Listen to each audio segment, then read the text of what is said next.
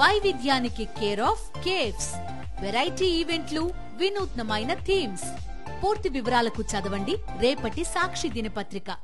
100 రోజుల ఫెయిల్యూర్ పాలన డైవర్షన్ చేయడానికే శ్రీవారి లడ్డూపై చంద్రబాబు అనుచిత వ్యాఖ్యలు చేశారంటూ ఫైర్ అయ్యారు మాజీ ఎమ్మెల్యే తోపుదుర్తి ప్రకాష్ రెడ్డి. తిరుపతి లడ్డూల విషయంలో చంద్రబాబు అసత్య ప్రచారం చేస్తున్నారని మండిపడ్డారు. లడ్డూల వ్యవహారంపై సిట్టింగ్ జడ్జితో విచారణ చేయాలని డిమాండ్ చేశారు మాజీ ఎమ్మెల్యే తోపుదుర్తి ప్రకాష్ రెడ్డి. జూలై 12న చంద్రబాబు నాయుడు గారి ప్రభుత్వంలో తిరుమల తిరుపతి దేవస్థానానికి ఒక నెయ్యి ట్యాంకరు వచ్చింది ఒక సదరు సంస్థ నుంచి. దాన్ని రిజెక్ట్ చేశారు.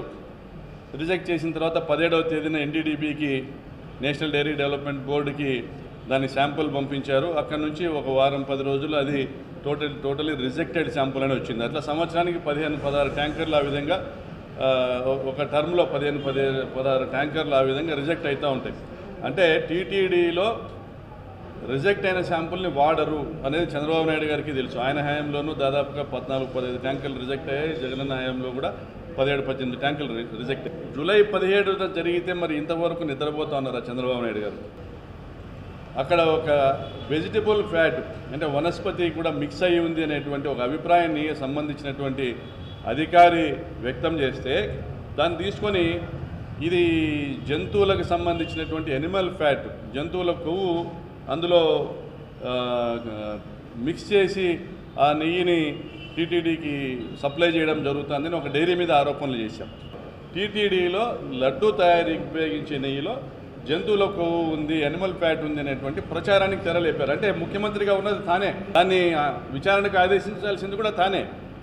దాన్ని కరెక్ట్గా జరిగిందా లేదా అనేసి సంబంధించినటువంటి శాఖ అధికారుల నుంచి నివేదిక రాకుండానే ఒక అక్కడ ఈవో మాత్రము అది వెజిటబుల్ ఫ్యాట్ అంటాడు, ఈయన పార్టీకి సంబంధించిన వాళ్ళు మాత్రము దాన్ని ఎనిమల్ ఫ్యాట్ అంటారు. తిరుపతి లడ్డు యొక్క ప్రాశస్తాన్ని కూడా తగ్గించేటువంటి కార్యక్రమం, ఆ వెంకటేశ్వర స్వామి యొక్క ఆయన యొక్క విశిష్టతను కూడా, ఆ పవిత్రతను కూడా తగ్గించేటువంటి కార్యక్రమం. అంటే ఎంత స్థాయికి దిగజారుతా ఉన్నారు రాజకీయంలో, జగన్మోహన్ రెడ్డి గారిని ఎదుర్కొనలేక ఎంత స్థాయికి దిగజారుతా ఉన్నారు.